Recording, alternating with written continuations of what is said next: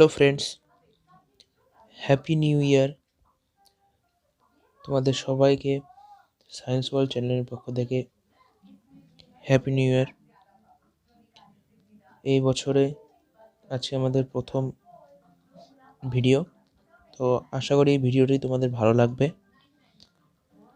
তো বেশি কথা বলবো না, তোমরা নতুন বছরে আমাদের প্রথম ভিডিওটি দেখো, লাইক করো, ভালো লাগলে শেয়ার করো।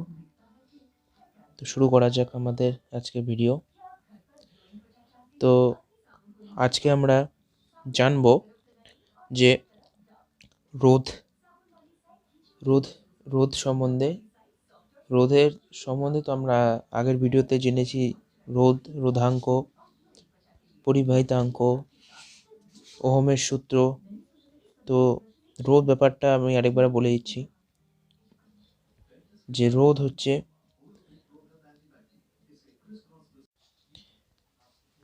হচ্ছে পরিবাহী যে ধর্মের জন্য তার মধ্য দিয়ে প্রবাহ মাত্রাকে বাধা দিবে। তো বিস্তারিত জানতে গেলে আমরা ওহমের সূত্র থেকে রোধের যে সংজ্ঞাটা পাই, যে দুই প্রান্তের বিভব প্রভেদ এবং প্রবাহ মাত্রা অনুপাতকে মানে এটা সাধারণ সংজ্ঞা। এক্ষেত্রে আমরা গাণিতিক প্রশ্ন সমাধান করতে পারবো। তো দেখি যে রোধকে আমরা লিখতে পারি তাহলে। তো রোধকে আমরা লিখতে পারি, আর যদি রোধ হয় আর ইকুয়াল টু লিখতে পারি ভি বাই আই। এটা হলো রোধের সংজ্ঞা বা রোধের সূত্র বলতে পারি আমরা। ঠিক আছে, এখন আমরা জানবো এর থেকে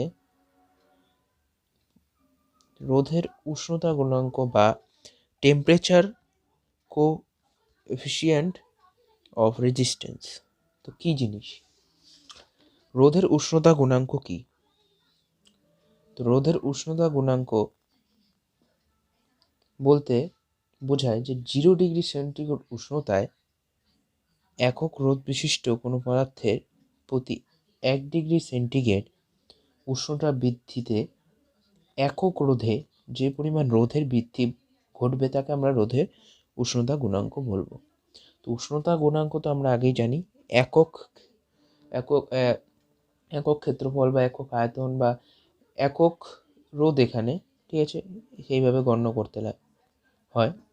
তো এখন আমরা জানবো যে তাহলে এটাকে আমরা লিখবো কিভাবে। তাহলে ধরি যদি এটা মুছে দিই, আশা করি তোমরা এখানে বুঝছো, তো বোঝার কিছু নেই।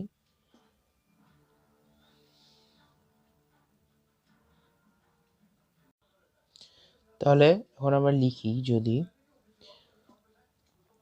0 ডিগ্রি সেন্টিগ্রেড উষ্ণতায়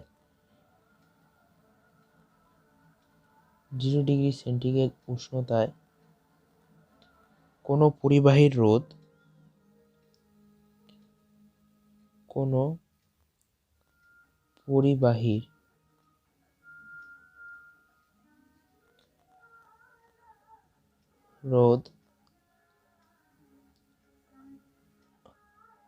R0, ঠিক আছে, 0 ডিগ্রি সেন্টিগ্রেড উষ্ণতায় কোনো পরিবাহীর রোধ R0, এবং আরেকটা ধরলাম T ডিগ্রি সেন্টিগ্রেড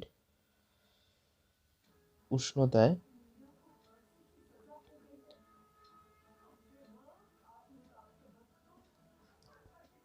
পরিবাহীর রোধ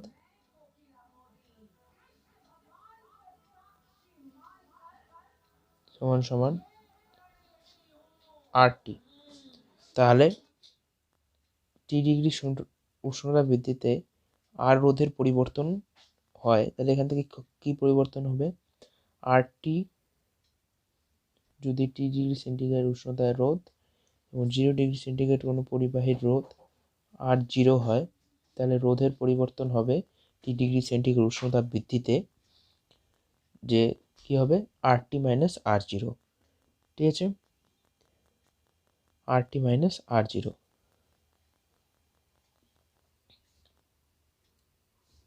টি ডিগ্রি সেন্টিগ্রেড উষ্ণতা বৃদ্ধিতে রোধের পরিবর্তন হবে আর টি মাইনাস আর জিরো। আস্তে আস্তে আমরা আসবো, লেকচারটা মনে হচ্ছে বেশি স্লো হয়ে যাচ্ছে, কিন্তু অনেক কিছু জানা আছে।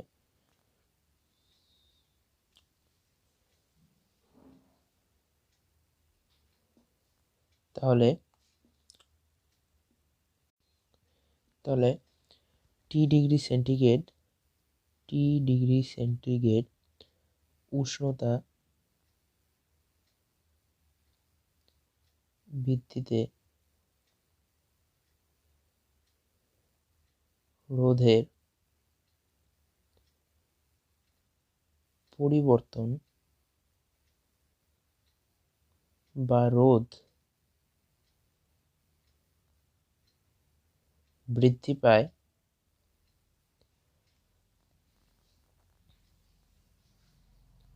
সমান সমান আর টি মাইনাস আর জিরো। ঠিক আছে, এতটুকু বুঝলাম।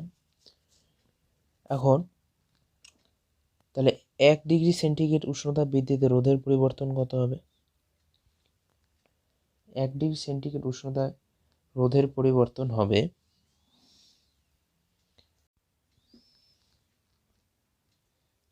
তাহলে 1 ডিগ্রি সেন্টিগ্রেড এখানে লিখতে হবে আর জিরো রোধ বৃদ্ধি পায়। তাহলে 1 ডিগ্রি সেন্টিগ্রেড উষ্ণতায় 1 ওহম রোধে বা 1 ওহম রোধে রোধ বৃদ্ধি পায়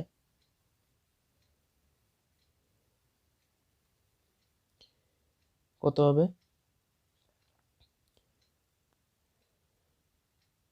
1 ওহম রোধে রোধ বৃদ্ধি পায়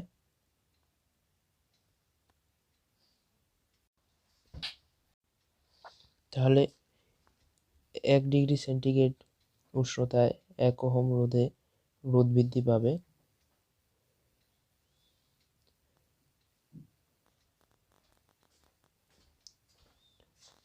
আর zero minus R T by R zero T. এটা কিভাবে হলো? এটা হলো,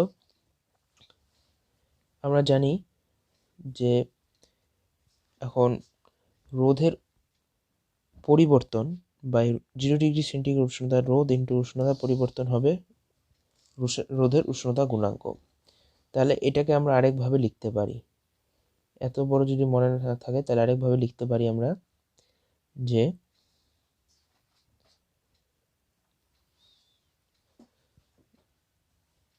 আলফা, এটাকে ইকুয়াল টু আলফা দিয়ে প্রকাশ করা হয়, রোধের উষ্ণতা গুণাঙ্ক এতটুকু। এখন যদি সঠিকভাবে মনে রাখা যায় তাহলে উষ্ণতার পরিবর্তন রোধের পরিবর্তন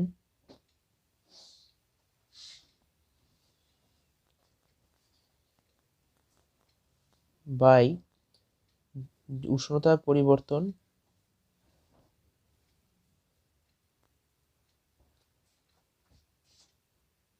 এবং 0 ডিগ্রি সেন্টিগ্রেড উষ্ণতায় রোধ। ঠিক আছে, এটাকে এভাবে লিখতে পারি আমরা। তাহলে এখান থেকে তাহলে কি বলা যায় যে 0 ডিগ্রি সেন্টিগ্রেড উষ্ণতায় একক রোধ বিশিষ্ট কোনো পদার্থের উষ্ণতা 1 ডিগ্রি সেন্টিগ্রেড বৃদ্ধিতে যে পরিমাণ রোধের পরিবর্তন হয় তাকে বলবো আমরা রোধের উষ্ণতা গুণাঙ্ক। ঠিক আছে, এরপরে দেখি। তো রোধের উষ্ণতা গুণাঙ্ক এখন আমরা জেনে গেলাম। এরপরে জানবো রোধের উষ্ণতা গুণাঙ্কের একক সম্বন্ধে। তো উষ্ণতা গুণাঙ্কের একক তো আমরা আগে ক্লাস 10 থেকেই জানি যে ডিগ্রি সেন্টিগ্রেড ইনভার্স হয়। তো এটা আমি বললাম না, তা একবার বলে দিচ্ছি যে কিভাবে আসলো। তো আলফা ইকুয়াল টু, যদি এখানে রোধের পরিবর্তন হয় আর টি মাইনাস আর জিরো লিখছিলাম আমরা, তারপরে কি লিখলাম আর জিরো ইন্টু টি। ঠিক আছে, এখন আর টি মাইনাস আর জিরো, আর টি কত? আর টি এবং এটা রোধের পরিবর্তন যেহেতু, তো রোধের পরিবর্তনকে আমরা যদি একক অনুযায়ী বসাই তাহলে নিশ্চয়ই ওহম হবে। হ্যাঁ, আর ওহম, আর এই রোধের একক কত হবে? ওহম। আর এখানে টি যেহেতু, তাহলে এটা হবে সেন্টিগ্রেড, ডিগ্রি সেন্টিগ্রেড।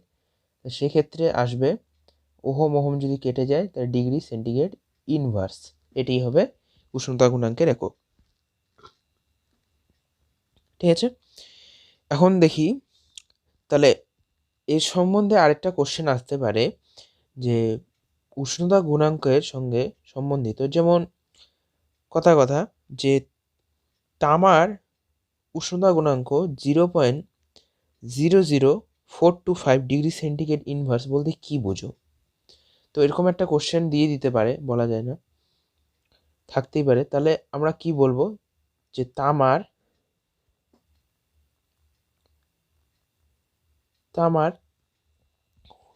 উষ্ণতা গুণাঙ্ক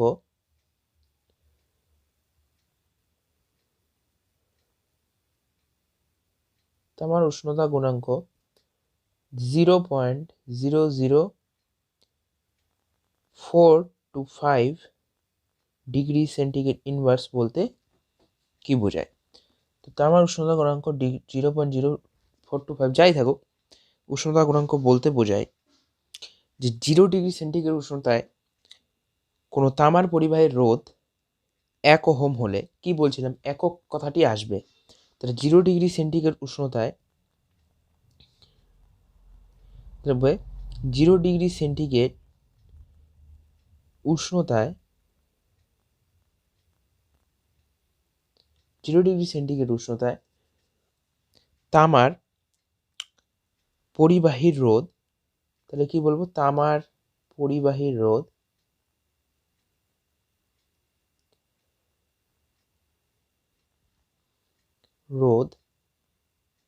1 ওহম বৃদ্ধি করলে, 1 ওহম হলে প্রতি 1 ডিগ্রি সেন্টিগ্রেড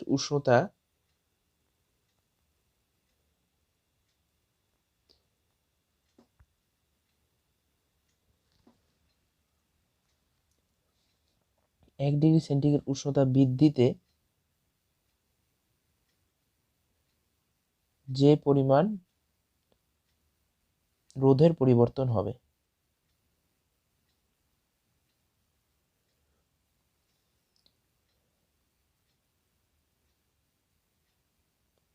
ঠিক আছে, তাহলে কি বুঝলাম যে 0 ডিগ্রি সেন্টিগ্রেড উষ্ণতায় তামার পরিবাহীর রোধ 1 ওহম হলে প্রতি 1 ডিগ্রি সেন্টিগ্রেড উষ্ণতা বৃদ্ধিতে যে পরিমাণ রোধের পরিবর্তন হবে তাকে বলবো তামার, তার মানে তামার উষ্ণতা গুণাঙ্ক 0.00425 ডিগ্রি সেন্টিগ্রেড। ঠিক আছে, এরপরে দেখি ধনাত্মক ও ঋণাত্মক উষ্ণতা গুণাঙ্ক। ধনাত্মক বা ঋণাত্মক উষ্ণতা গুণাঙ্ক, তো এটা মুছে দিই। ধনাত্মক ঋণাত্মক উষ্ণতা গুণাঙ্ক বলতে বোঝায় ধাতব পরিবাহীর ক্ষেত্রে উষ্ণতা বাড়লে রোধ বাড়ে, আর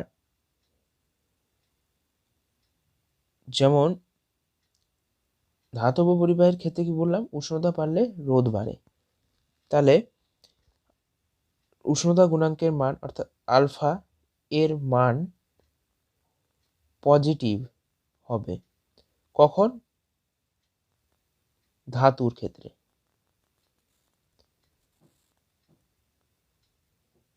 ধাতুর ক্ষেত্রে পজিটিভ হবে। ঠিক আছে, ধাতুর ক্ষেত্রে পজিটিভ হবে। আর অন্যদিকে তড়িৎ বিশেষ্য পদার্থ, নিম্ন চাপে রাখা গ্যাস বা অর্ধপরিবাহীর ক্ষেত্রে আলফা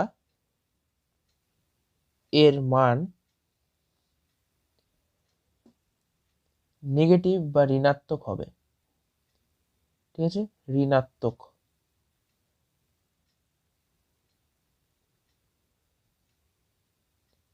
ঠিক আছে, এতটুকু তো বুঝলাম। তাহলে এর থেকে বোঝা গেল যে আলফার মানও কিন্তু নির্ভর করবে প্লাস বা মাইনাসের উপরে। ঠিক আছে, তাহলে আমরা বুঝবো যে সেটি ধাতু না অন্য কিছু পদার্থ। তো এখন আমরা দেখবো যে বিভিন্ন পদার্থে আলফার মান কি হয়, এক নড়েচড়ে দেখিয়ে নিই। তো এখানে দেখো রূপার ক্ষেত্রে, তামার ক্ষেত্রে, তামার ক্ষেত্রে, তারপর সোনা, অ্যালুমিনিয়াম, প্লাটিনাম, ধাতুরগুলোই খালি মনে রাখবে, এগুলোই আসে পরীক্ষায়। ঠিক আছে,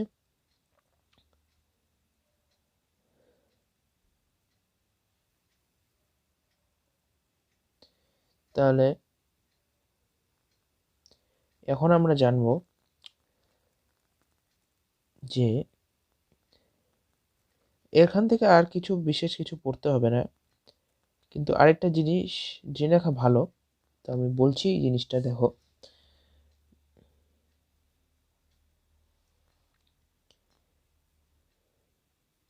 যে পরীক্ষাগারে আলফা এর মান নির্ণয় করার সময় 0 ডিগ্রি সেন্টিগ্রেড উষ্ণতায় পরিবাহীর রোধ নির্ণয়ের দরকার হয় না। যেমন কোনো দেখো ধরি কোনো পরিবাহীর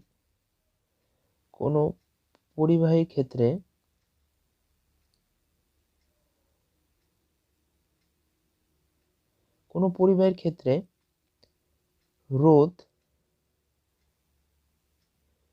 T1 ধরলাম, T1 ডিগ্রি সেন্টিগ্রেড উষ্ণতা বৃদ্ধিতে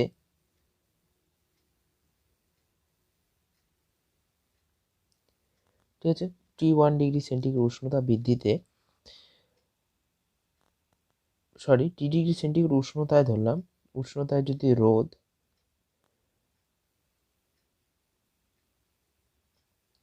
R1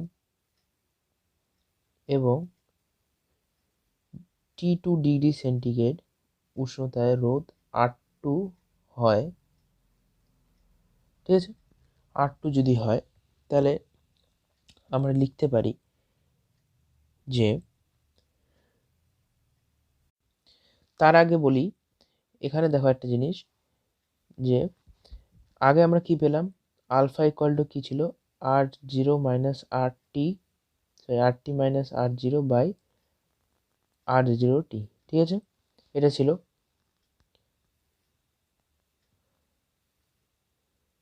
তো এখান থেকে আমরা পাই, যদি এটা গুণ করে দিই তাহলে হবে R0 alpha T equal to RT minus R0, ঠিক আছে। সেখান থেকে পাই, যদি RTর মানটা বের করি তাহলে RT হবে R0 1 প্লাস আলফা টি, ঠিক আছে, এতটুকু তো ক্লিয়ার।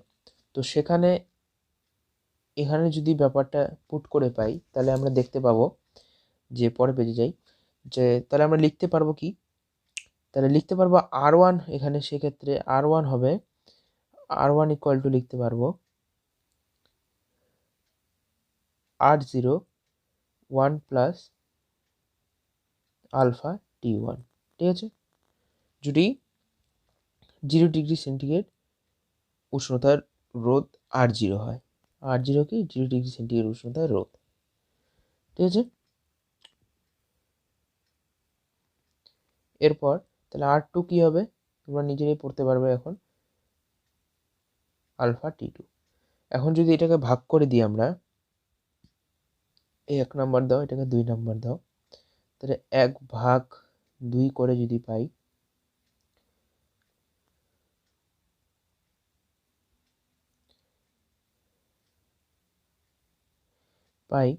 তাহলে কি হবে, R1 by R2 equal to R0 cancel, 1 plus alpha T1 by 1 plus alpha T2, এতটুকু ক্লিয়ার, ঠিক আছে।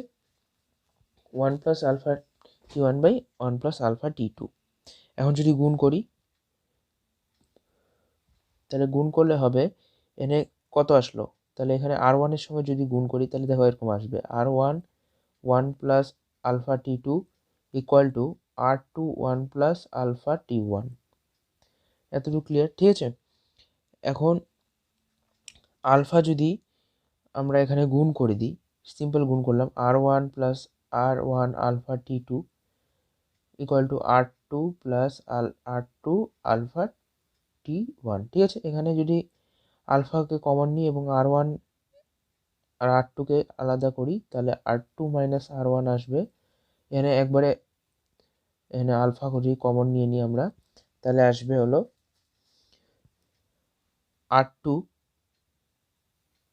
R1 T2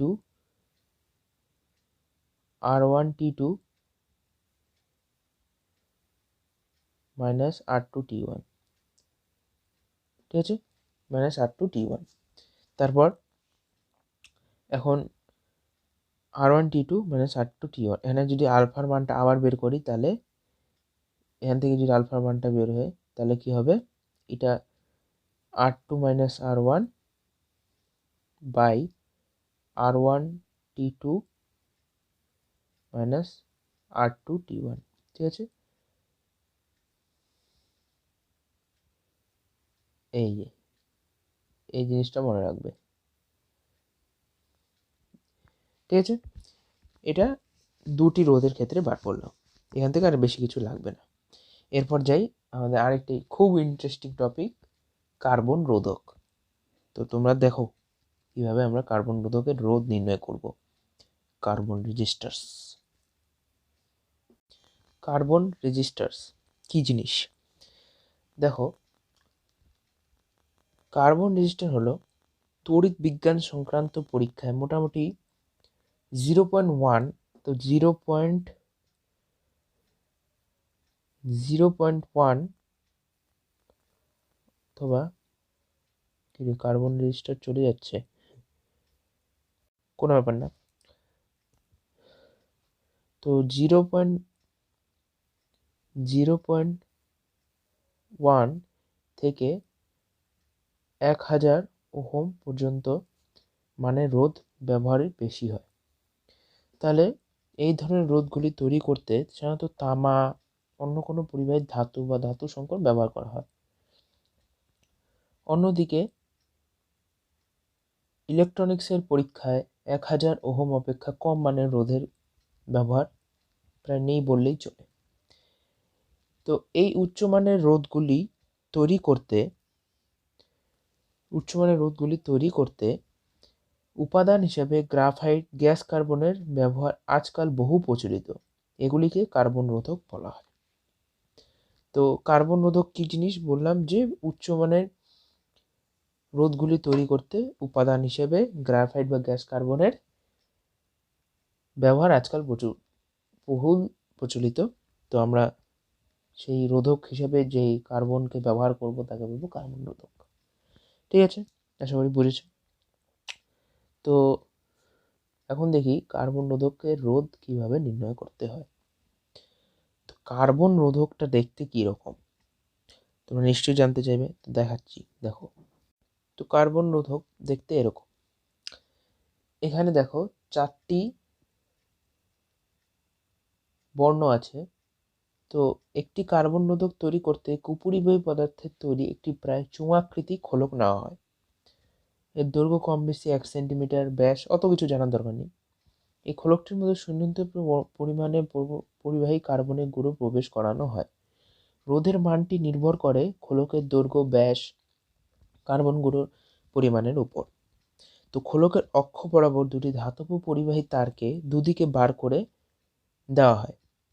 এই তার দুটির মাধ্যমেই রোধকটি বহিঃবর্তনীতে সংযুক্ত হয়। তো খোলকের গায়ের ওপর বলয়ের আকারে 4টি বিভিন্ন রঙের রেখা ABCD আঁকা থাকে। এই যে দেখছো এখানে তোমরা ABCD আঁকা আছে। ঠিক আছে, ABCD আঁকা আছে। তো সেক্ষেত্রে ABCD আঁকা আছে। এখন ABC রেখা 3টি সাপেক্ষে চতুর্থ রেখা এই ডিকে কিন্তু একটু বেশি দূরত্বে আঁকা হয়। ঠিক আছে, ABCD যে রেখা আছে সে তার থেকে ডিকে কিন্তু একটু বেশি দূরত্বে আঁকা হয়। ঠিক আছে, এই 4টি রেখার বর্ণ থেকে রোধকটির মানের বা রোধকটির মান পাওয়া যায়। ঠিক আছে, তো এই নিয়ম আছে এটির জন্য। তো আমরা দেখি নিয়মটি কি। তোমাদের একদম একটা শর্টকাট নিয়ম বলবো, তোমরা যেটা সাহায্যে সহজেই কার্বন রোধকের মান পরীক্ষায় নির্ণয় করতে পারবে। তো দেখতে থাকো সম্পূর্ণ ভিডিওটি। ঠিক আছে, তো আমরা একটা জিনিস লিখি প্রথমে। দেখো,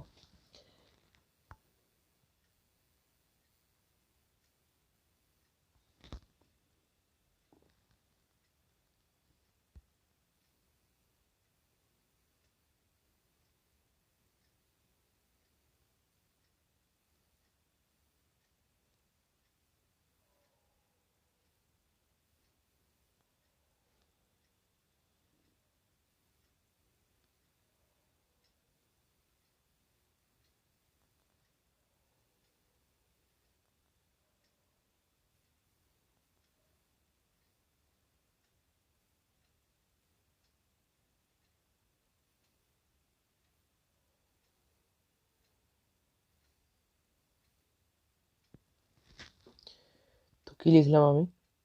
তুমি ভাবছো আমি পাগল হয়ে গেছি, তোমরা ভাবছো।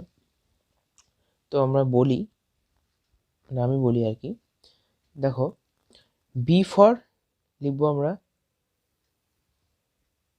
বল, বি ফর বল নয়, বি ফর লিখবো আমরা ব্ল্যাক। ঠিক আছে, এই বি ফর ব্ল্যাক, এই বি ফর কি হবে? ব্যাট। নিশ্চয়ই ব্যাট নয়, ব্রাউন। ঠিক আছে, R for red, O for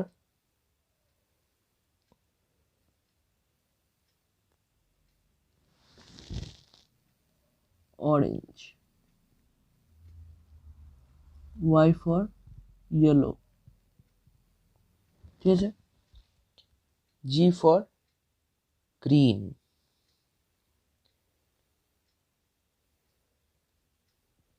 B for blue, V for violet,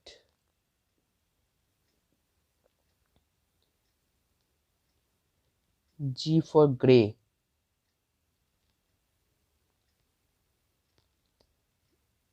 W for white.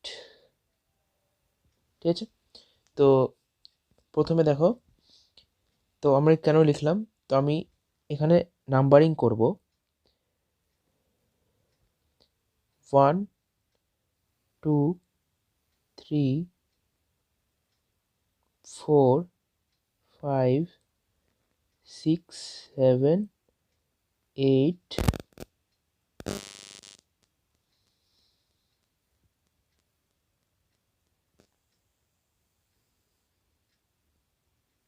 তো এখানে যদি আমি নাম্বারিং করি হবে 0 1 2 3 4 5 6 7 8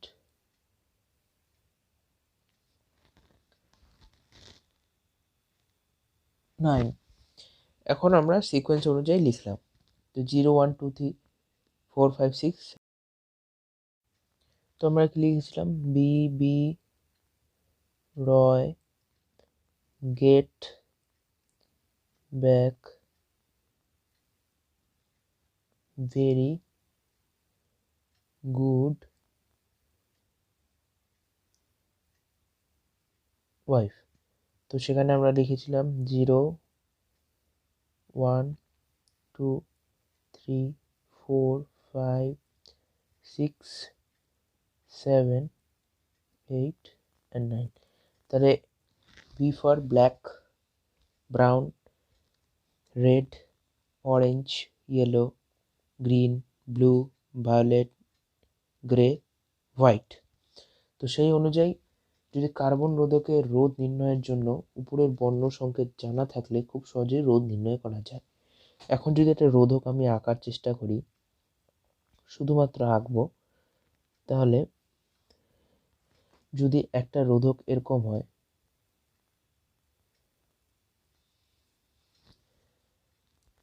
একটা প্রথমটা যদি রেড,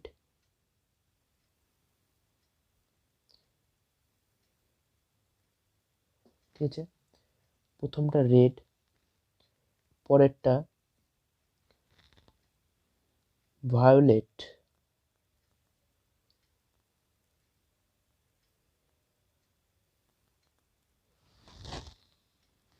এটা ভায়োলেট না, ব্ল্যাক এটা হয়ে গেল। পরেরটা যদি ভায়োলেট কালার হয় এবং পরে ইয়েলো,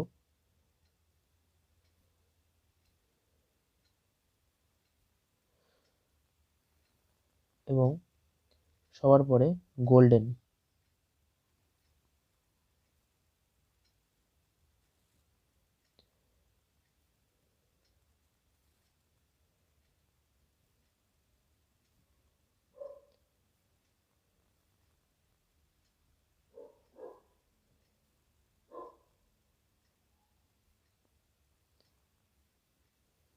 এটা যদি গোল্ডেন কালার মনে করি, তো আমরা কি বললাম যে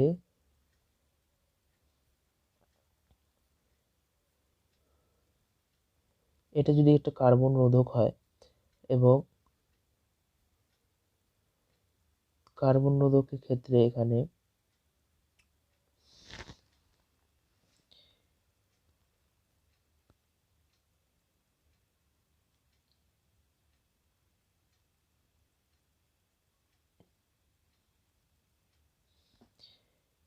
যদি কার্বন রোধক মনে করি, তাহলে এখানে দেখো কয়টা কালার আছে, 4টা কালার আছে। এটাকে যদি আমি গোল্ডেন মনে করি, এখানে তো কালারের ভ্যারাইটি নেই, তো গোল্ডেন আমি এটাকে মনে করলাম। তাহলে সেক্ষেত্রে কিভাবে আমি রোধ নির্ণয় করতে পারবো, এটা ভায়োলেট যদি ধরলাম, ঠিক আছে। তো সেই ক্ষেত্রে আমরা